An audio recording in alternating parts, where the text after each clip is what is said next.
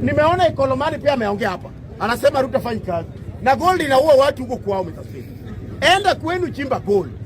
Sisi kama Wajaluo, sijui tulirogwa wapi.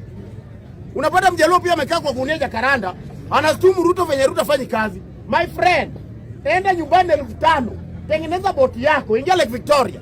Kufa kama unatafuta. Mr. Speaker. Hao watu wamerogwa. Mr. Speaker, ni kitu ya ajabu sana Mr. Speaker. Mkikuyu anatoka kwao Kiambu na 20 bob ako Nairobi. Anauza vitu zake. Hao ndio wenye wanafaa kukaa Nairobi. Lakini Mjaluo analala kwa gari, aamuke kwa gari, hajafika kwao. Ashuke Kisumu tena pande nyingine ya kuenda sijui Busia sijui wapi. Hajafika kwao Mr. Speaker. Na Mr. Speaker, huyu mtu anatumia fare 3,000 akienda nyumbani. Na kwa siku aweze ingeza 100. Mr. Speaker, kazi yenye nafaa tuambie Ruto fanye kubwa. Ruto leta gari. Leta gari kubwa ya kubeba watu 72. Ibebe watu wana kazi hapa nyumbani.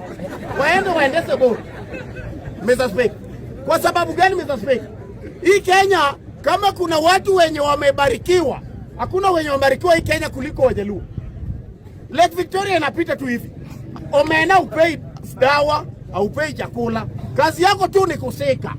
Jaluo bado ametoroka hiyo kazi, ako hapo. Mr. Speaker. Mr. Speaker,